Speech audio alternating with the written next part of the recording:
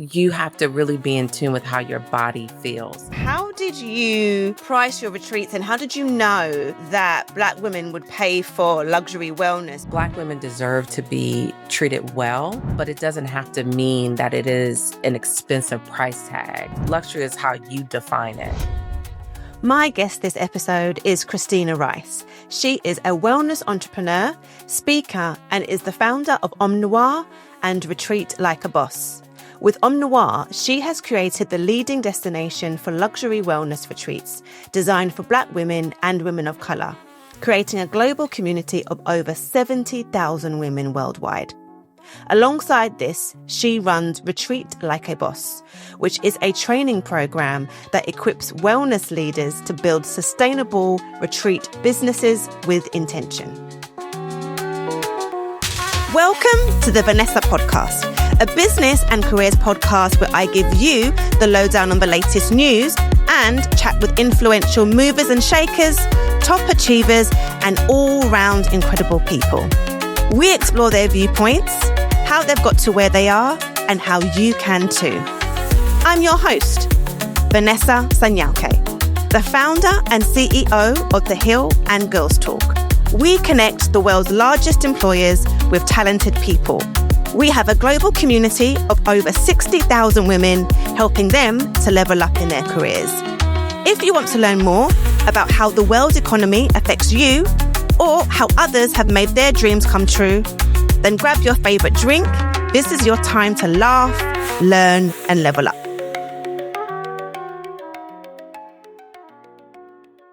So, Christina, thank you so much for being a guest on the Vanessa Podcast. I'm so excited to have you. Before we kick off, can you just give our viewers and listeners a bit of a snapshot into who you are and what you do? Yes. So I have two companies, and they are what I call like a hybrid and the sister companies. And so I am the founder of Omnoire, which is a wellness travel company, and we specialize in wellness retreats for Black women around the world.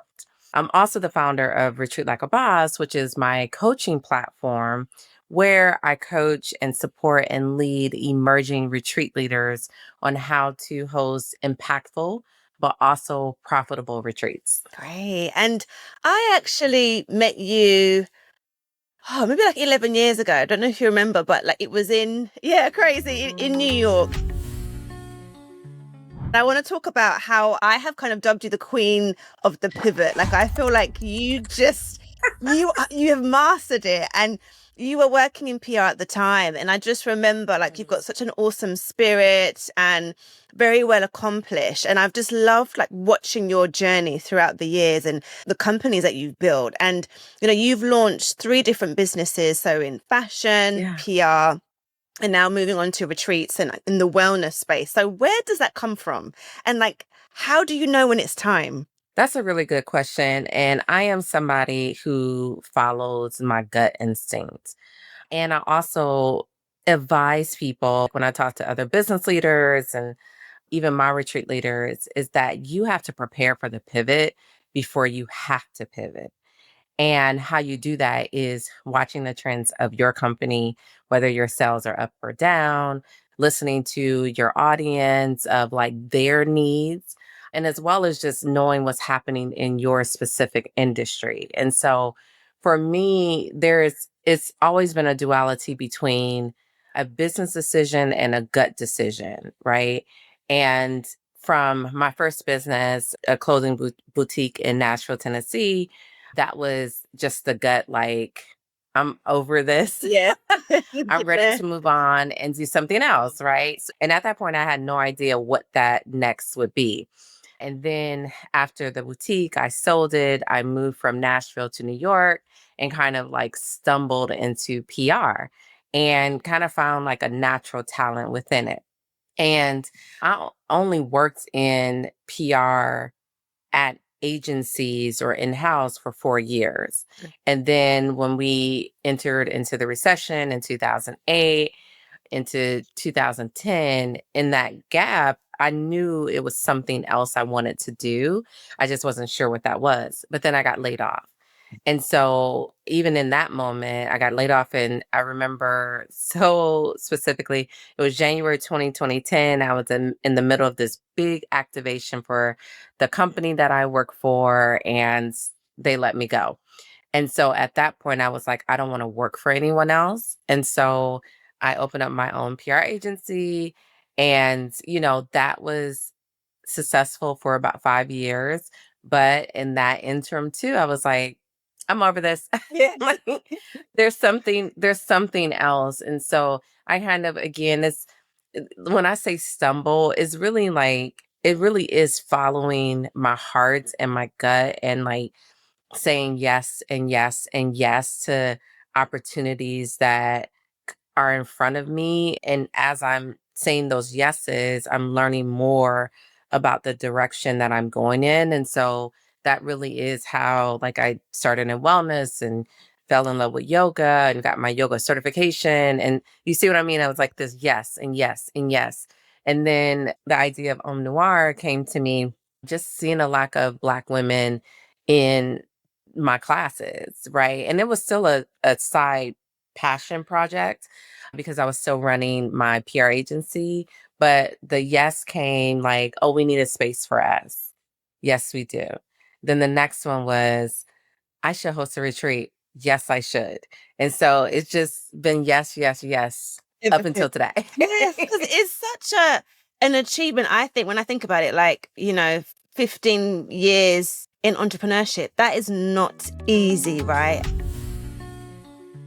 I think what's interesting is some people would maybe sort of stay in a business that maybe they don't necessarily like love for that long, but it's been great that you've had, like, I guess, joy from your companies and know when it's time to move on. I guess I wanted to kind of dig a little bit deeper into, you mentioned like your gut when you knew it was time to move on. Like, what are some of the signals that maybe somebody who's listening or watching might feel like, "Oh, I'm feeling this way, but I can't put it into words." For you, what was that?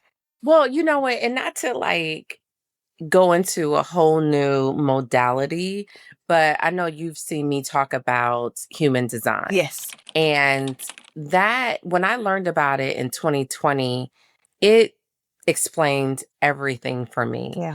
But it also gave me more clarity on how I make decisions and when I make decisions. Right. And so I think we all know introspectively who we are and what feels good for us in the moment of decisions, what doesn't, Yeah.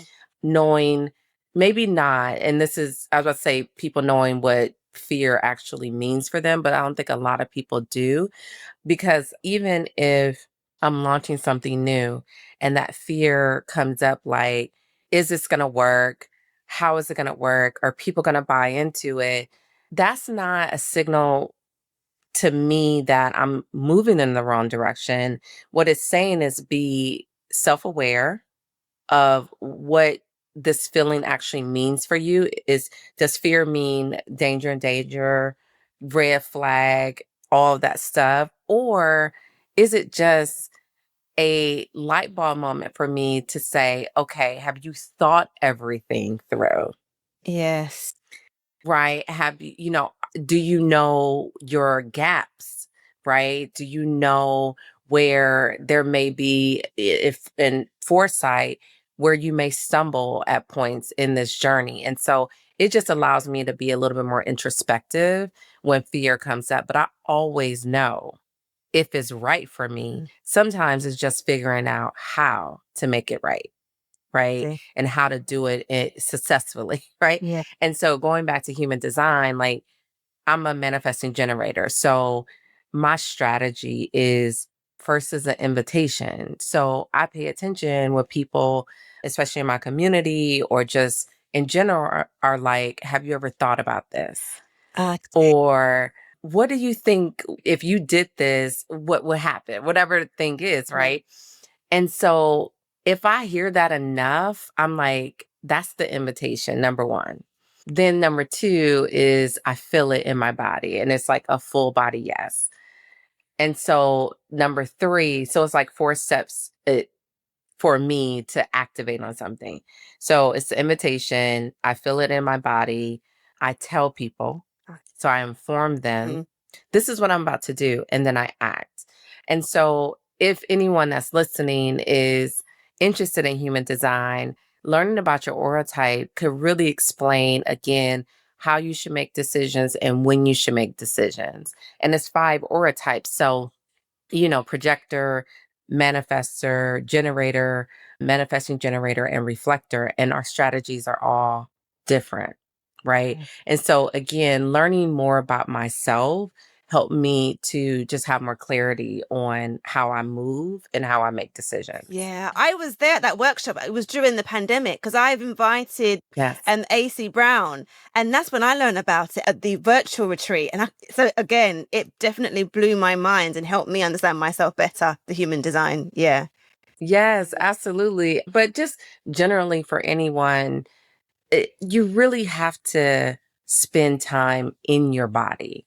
When you are at the fork in the road in any decision, I don't care if it's professional or personal, whatever it is, you have to really be in tune with how your body feels.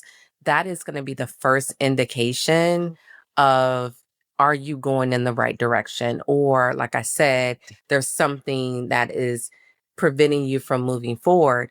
And imagine just any relationship, all of us, every single one of us that has gotten their heart broken or left a relationship. There were signs long before, and your body reacted first to that person. When you meet somebody in a coffee shop, in 5 minutes, 20 minutes, over a conversation, you're going to feel something in your body that tells you, I don't know if I should explore this or I should move forward. A lot of people ignore that. And then we find ourselves in situations where in business and personal, where we're like, God damn it, I knew it. I knew this wasn't the right place for me. Yeah. Just talk ourselves out of it, right? So you're right. Really listening to what your body says is really important. Your first retreat, what I think is really interesting is, how did you sort of like price your retreats, and how did you know that Black women would pay for luxury wellness? Because that's something in the UK, one of my bugbears especially is around, we're not at that place yet where people really can see the value of paying for luxury. We're very much so far behind in terms of like pouring into ourselves and understanding wellness and self-development. So I found it really interesting. You've been able to have like a business model around sort of like luxury wellness. So I would love to know, like, how did you start your first retreat and thinking about pricing, which is where I feel that sometimes entrepreneurs, especially women of color, can undersell themselves and undervalue ourselves. So how did you think of that? Well, so very interesting. Yeah. My first retreat, I barely made any money. Okay. So I did not price it right. Okay. Right. Yes. I priced it exceptionally low because I wasn't sure where the market was for us as Black women and what we're willing to invest in, especially in travel and group trips and like things like that. And so that first retreat was really a test and a lesson, and it taught me how women, especially Black women, would respond to this almost like newer concept of luxury wellness. Now, luxury wellness is for us, and that's like our tagline, right? But I always say that to everyone that I speak to, luxury is how you define it, right? It's not necessarily a price tag. It's really how it makes you feel. I don't care if you're buying a designer bag or you booked, a first class seat somewhere, or you're staying in a suite at a resort. It's really how it makes you feel that defines what luxury means to you. And for some people, luxury could be an eco chic lodge in the middle of Brazil and, in South America, and you're catered to through the staff and the all natural foods and ingredients farm to table, things like that, right? So it really is about what you define it as. But for us, and this was really important from the very beginning, is to redefine the narrative of wellness for Black women. as well as luxury wellness. And I always say, like, wellness is a very personal journey. And it is a 360-degree experience for each individual. The foods you eat, your emotional and mental health, your relational health, friends and romantic relationships, your finances, how you move your body, how often you move your body. So all of that is like, I can't define that for you, right? And so with the bringing in the luxury concept, for me, I travel a certain way, Yeah. right? Yeah. And so I always tell my retreat leaders, a retreat is really a reflection of the retreat leader, right? Mm. And so I'm not going to invite you an experience that I wouldn't personally enjoy myself. Not a hotel, not a destination, not any of it. And so, us again coming, redefining that definition of luxury really had to do with Black women deserve to be treated well. They deserve to have experiences that they felt were always outside of their own reach, but it doesn't have to mean that it is an expensive price tag. We can have 5-star luxury resorts with exceptional service for 300 a night, 400 a night. Mhm. We can go to Bali and be again in a 5-star resort for 250 a night, and every desire of yours is met. To me, that's luxury. Yeah, agree. Yeah, definitely agree. In terms of growing the business, right? It's grown significantly. You've got so many amazing retreats all over the world. You've got your retreats academy for other retreat leaders. So you've really built like a luxury wellness empire, right? And, now in this time, I guess in the world, it is kind of financially upside down, right? So Yeah. what have you had to do to ensure that your brands and your businesses still feel aspirational but not out of touch, and how have you adapted? That's a really great question. And again, it is, really important as a business owner to understand when you need to pivot before you hit a wall.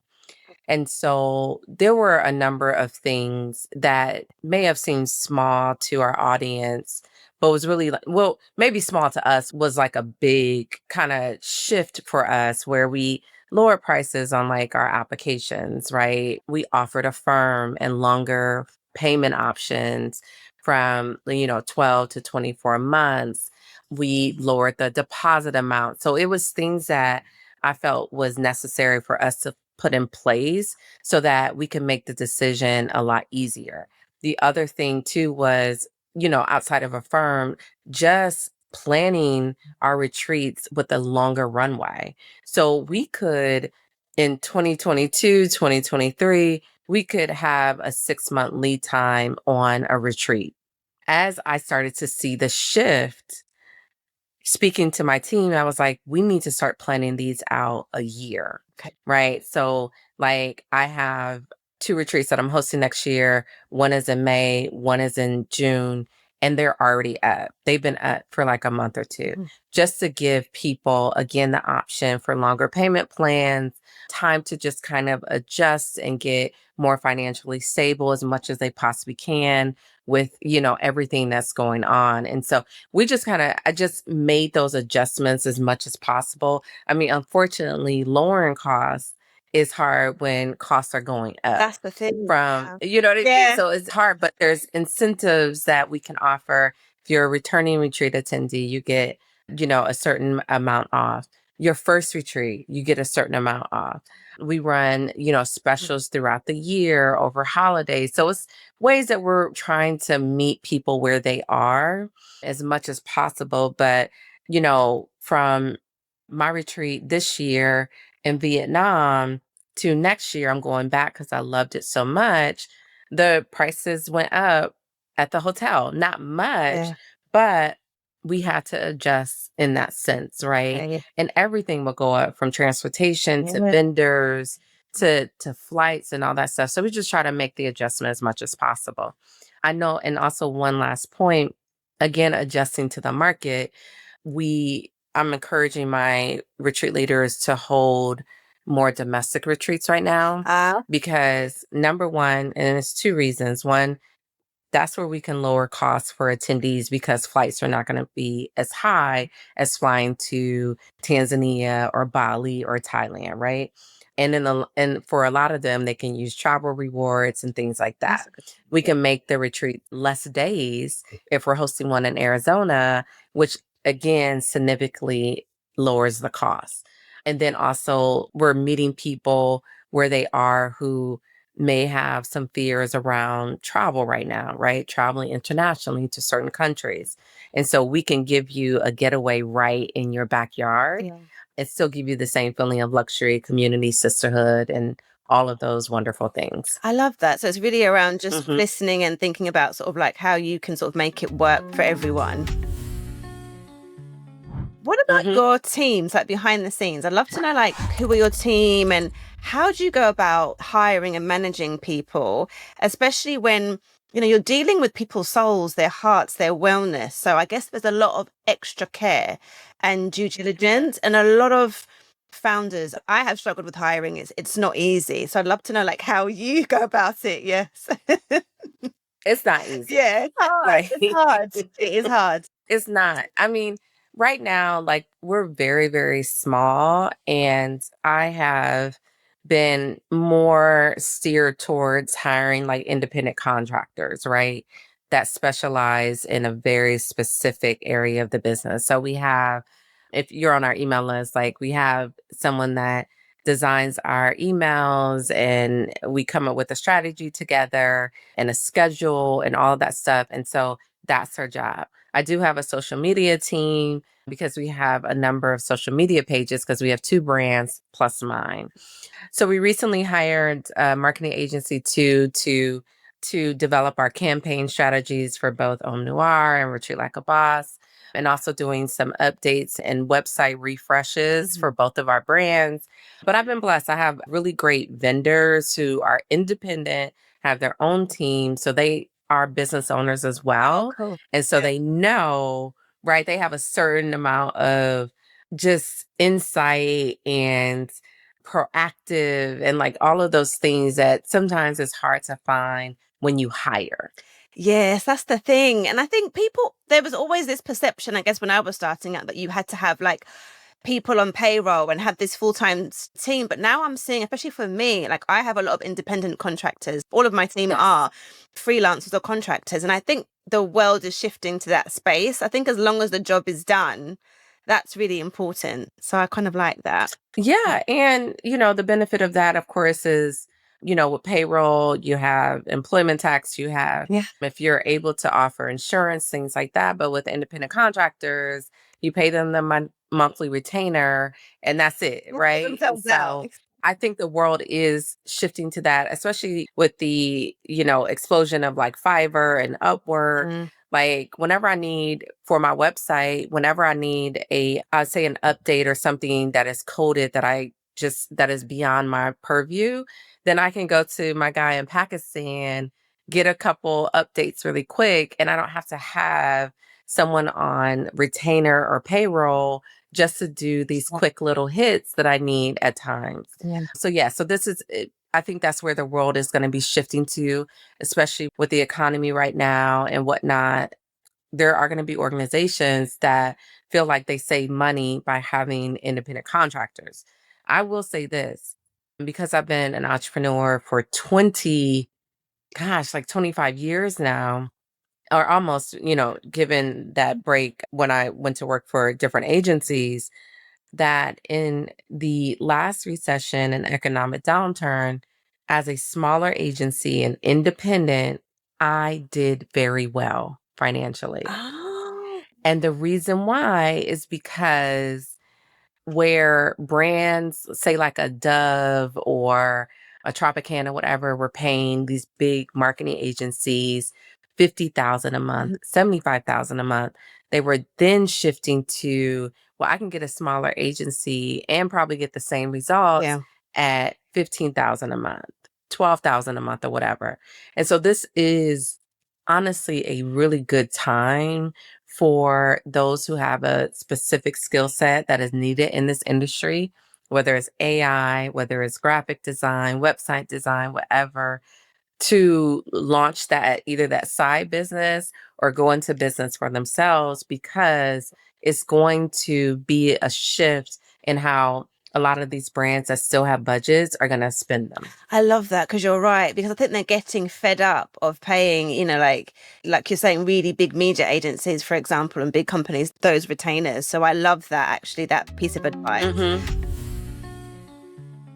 You've been able to scale to 7 figures and grow this amazing business. And I'd love to talk about, like, how do you do that? Like, how do you scale to those? You've kind of touched on it a bit now in terms of taking advantage of the kind of USP that you have from those bigger agencies. But how do you grow to those figures, especially in a space like wellness, for example, and travel?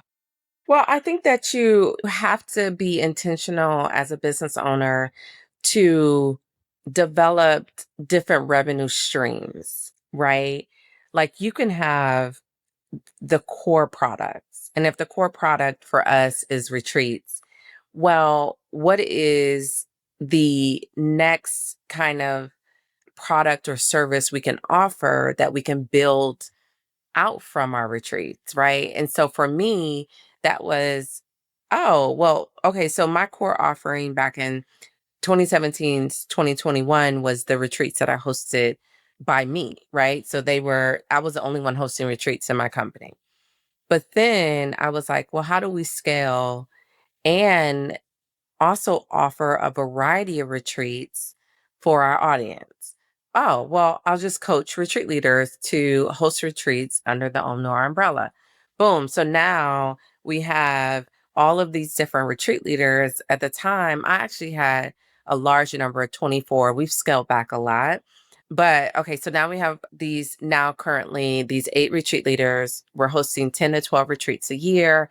We're bringing in multiple revenue streams from all of the retreats that we are marketing. Mm-hmm. Then came my coaching. Well, people have come to me, my invitation. Yeah. Have you thought about coaching retreat leaders or whatever?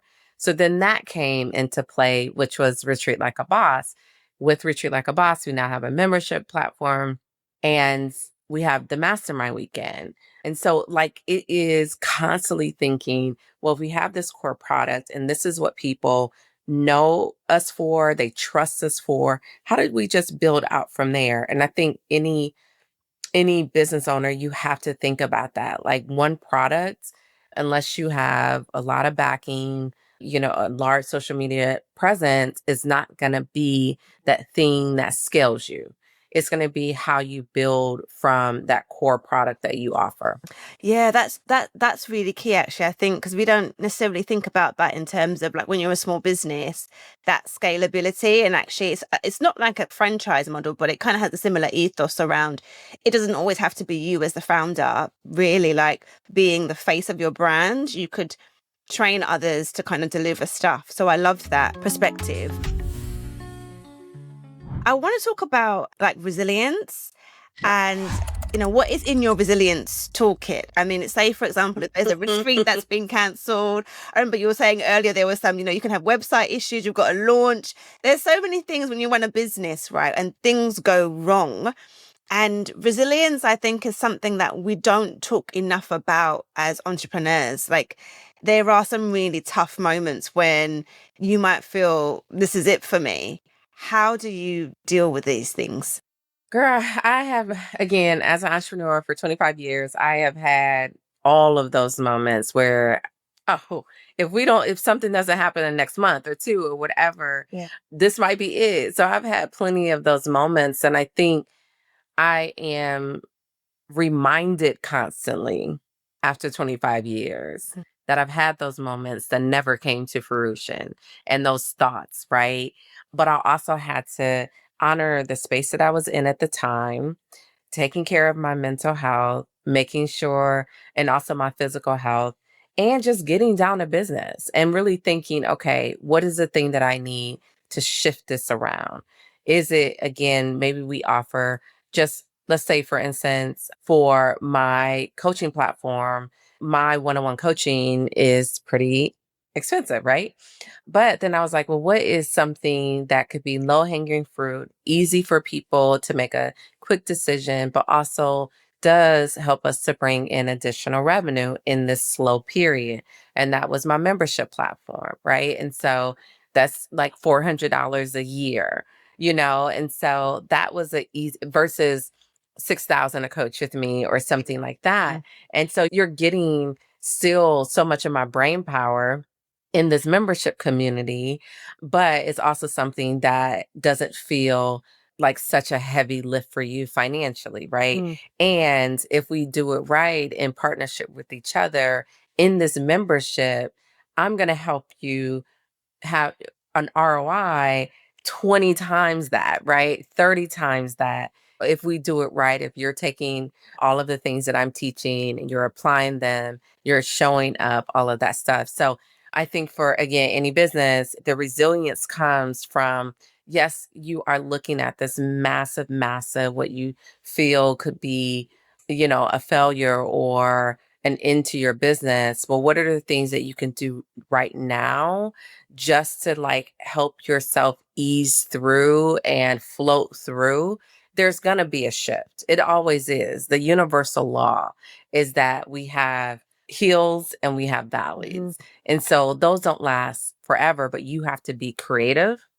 And yes, if you need to take a day or two and cry your eyes out and put your head on your desk or just veg out, give yourself that and then get to work and start being creative of how you can keep your business alive during these type of times. I mean, have you ever felt like this is it?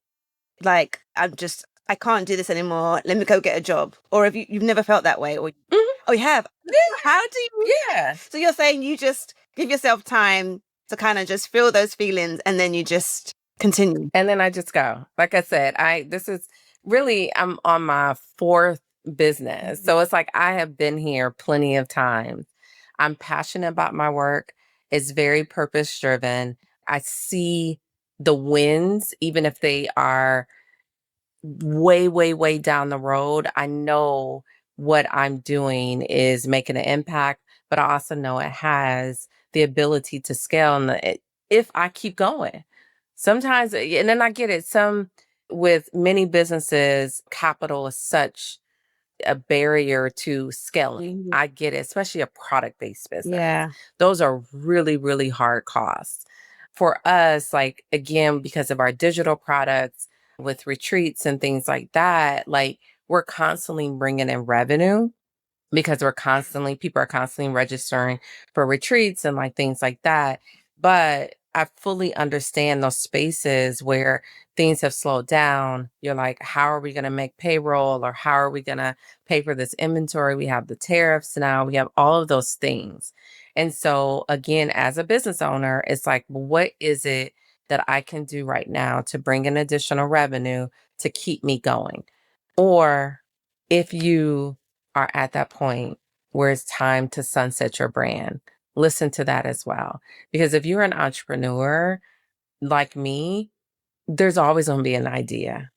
There's always going to be another business. And so I think you got to know who you are. Exactly. You have to know who you are. If it's time to say, you know what, it's time for me to sunset this company. I've taken it as far as I can go. And, I'm ready for ease, which a lot of entrepreneurs in the last year or so have said, like, I'm going back to corporate. That is 1000% okay. Yeah. Right. And if you feel you got a little bit more gas in the tank for your business, go for it. Exactly. I think that's just really, really key. It makes me think about burnout because that's something that I feel like I'm always burnt out all the time. But as entrepreneurs, we can get burnt out because, you're just really in your business. It's a lot of long hours. How do you deal with burnout? And how do you spot it before it actually even becomes burnout? I think what we all have to be intentional about is the consistency in taking care of ourselves. And sometimes what that looks like is stepping away from your business. And if that is like 2 or 3 days, if that's taking a quick little road trip somewhere, if whatever it is, or just being outside. Like you have to be intentional about that. And earlier you asked about a toolbox, and I talk about that all the time. You have to be intentional about filling that toolbox with different modalities and different joy points for you that help you to, again, step outside your business and take care of yourself. Mm-hmm. And so I'm a person that I experiment with everything. Right. So sometimes, I'm really into my yoga. Sometimes I'm really into my Pilates. Sometimes I'm really into running, walking outside, or my Reiki, or whatever it is. Right. And so all these things are always in my toolbox for me to pull out and say, you know what, this is what I need right now. Spotting burnout, again, is a very kind of like personal, like feeling that just kind of starts to come up to say, you know what, I need to take a moment and step back and press reset. And sometimes, again, like I said, it could just be being outside. It could say, you know what, I'm taking a Monday off. I'm taking a Friday off. The work is always going to be there. Yes, It's exactly. always going Always to be going to be there. there. Yeah. I remember I never, like I've gotten to burnout plenty of times, but this time, and it was like 3 years ago. And I mean, I was just working nonstop, very long hours, being pulled in multiple directions. And I just said, I got to get out of here. And so I booked a trip last minute, and I was looking forward to those 5 days.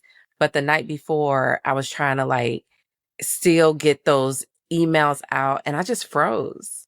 Wow. And it was like I could not formulate the words anymore.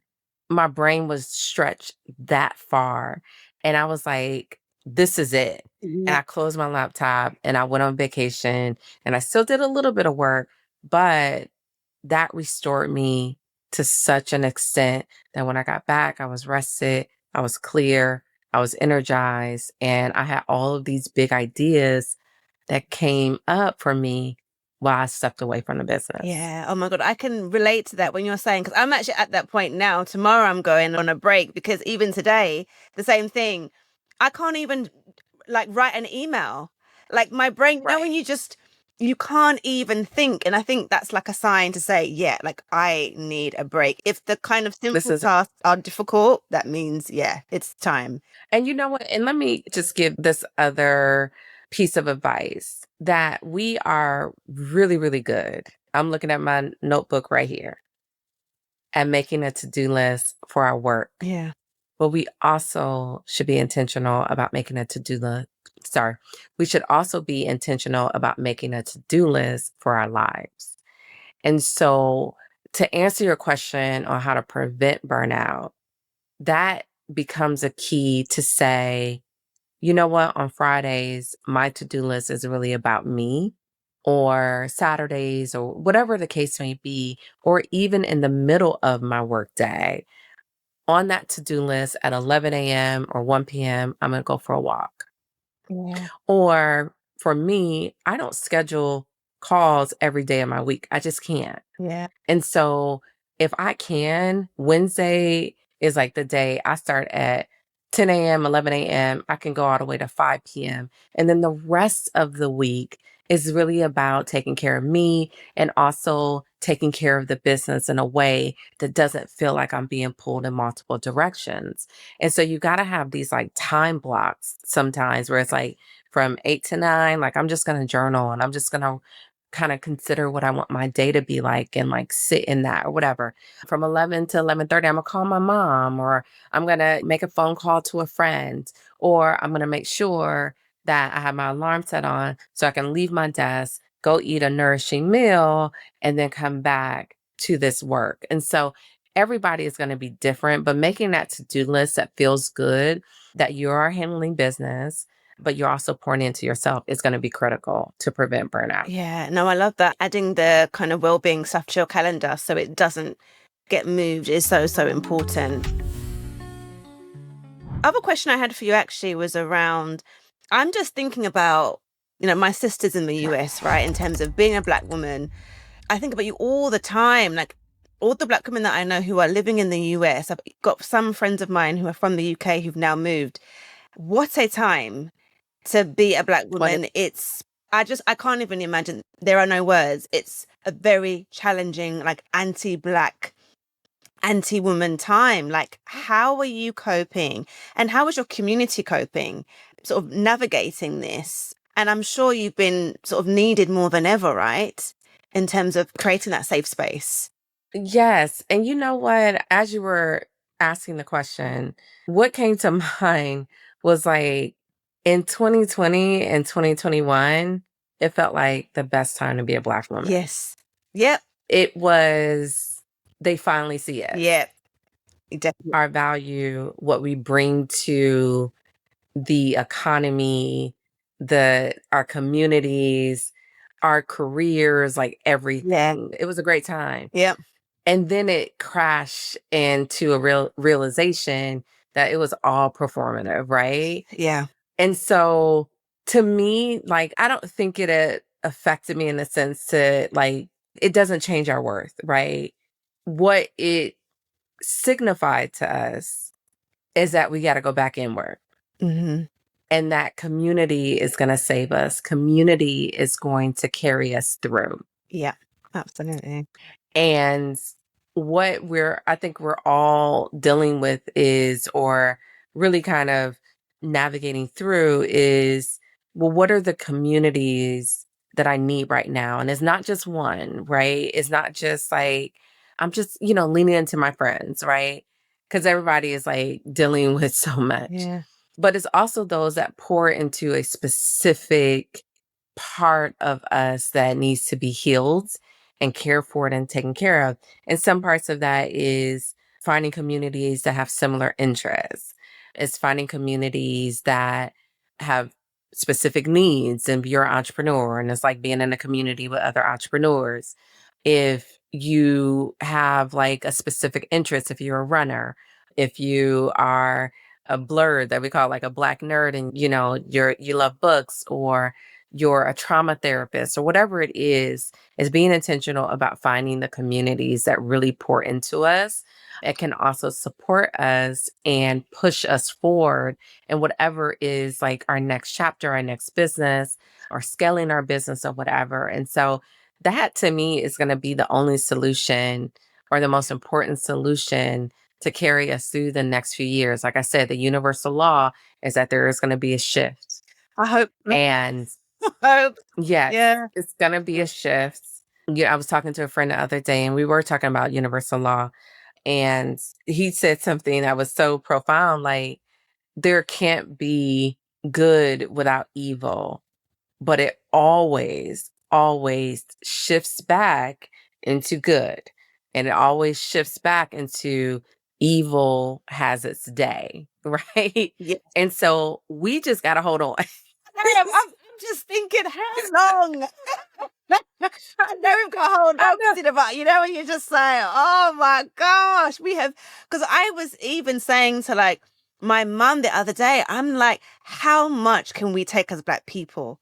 Like hundreds and hundreds of years. And I'm just like, Mom, like, when is it gonna stop? But you're right. It's that faith. It will shift. Yeah. Yeah. It will shift. And I don't know if it's ever going to stop. I just think that we have to figure out a way as a community of people of color to support each other, to create more spaces for us to heal and thrive and rise together. And that is like, if we go back to the civil rights era, if we go back to different points in history, the thing that has, again, carried us through some of the most traumatic and historically evil times was each other. Yes. Yeah. Yeah. That community. Yeah. That's it. Yeah. No, I hear you. That's it. Yeah. Because you cannot change the minds and hearts of people who have their own hundreds of years of evil and hate and racism in them. You just can't change that, right? Mhm. And we've never been a people that needed to be validated by those who hate us. Yeah. That's just it. That's not us. Yeah, we keep going. So then we turn away from that and we turn inward, like watering our own gardens. And that is financially, that is emotionally and mentally. And that is the thing that is going to just get us to the next phase.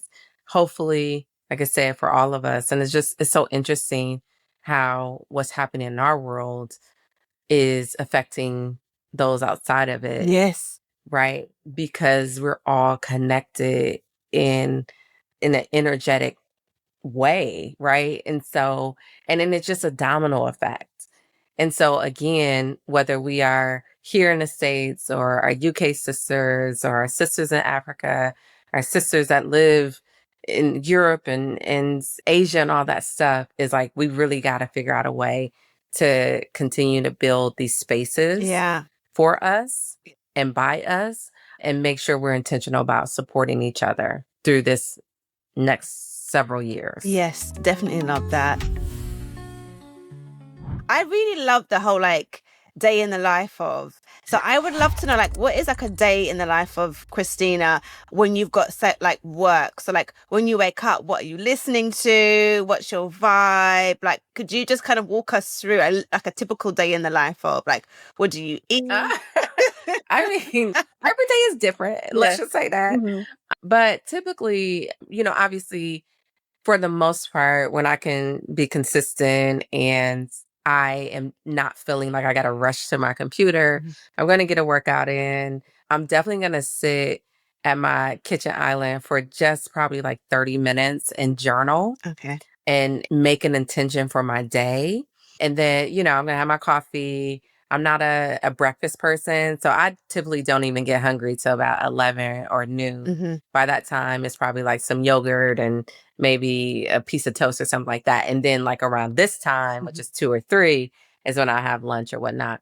And so I'll sit at my desk and, like I said, I write that to-do list. And sometimes it does include points, like checkpoints of well-being.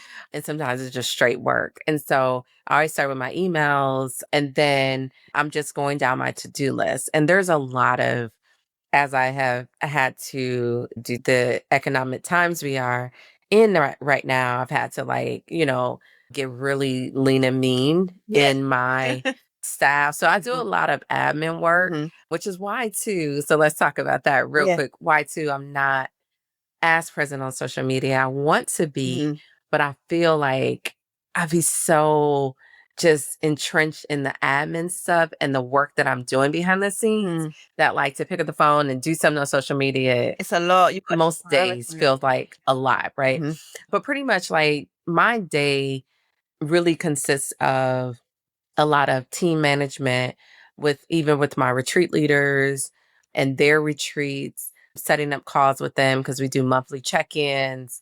I do, like I said, I tend to have one full day of calls sometimes, and then I might add a second if it's a lot, a half day. Around this time, I'm going to take a break. I may even do a walk outside, and then planning. We have so much planning. When we have 10 retreats, it is what is our email strategy? What is our social media strategy?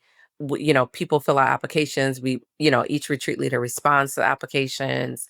There's a lot of financial management because we are consistently receiving registrations, and like there's the planning with the hotels and communication. So a lot of my days are not like exciting, so to speak. It's a lot of people management and admin management and planning and strategizing. And then when I can fit some social media in there, then you'll see me show up. Yeah, but it's a lot. People sometimes have this perception, if you're running your own business, it's like full of, long 2-hour Pilates class and matches here. But actually it's work with, like you said, your kind of like wellness is mixed in, but predominantly you have to work. Right. Yeah. And then let me just tell you this, because this was 2.5 years ago, but it was the best time in my life of how I manage my business. So I'm going to tell you what my dream day looks like. Okay, yes, please do. And that's what I'm working to get back to, because the way that I strategize my weeks felt like I was productive, but I also was really, really intentional about my well-being. So Monday through Friday. So Monday, I was in Pilates at 7 a.m., 7 to 8 a.m. I'm on my way home. I'm stopping at Whole Foods and Trader Joe's and probably Costco, and I'm home by 11 a.m. I am managing just admin stuff. It's a really easy day. I don't respond to emails. If I do, then I'm scheduling them to go out Tuesday morning because I don't want to get in the back and forth See. of communication with people. Mhm. So I schedule all my emails to go out at 6 a.m. and 7 a.m. So Monday is a really easy admin day, cleaning out my inbox, whatever the case may be. And then Tuesday, calls all day or whatever needed to be fit in that day. Wednesday, no calls. We're in the business. We're doing what we need to do.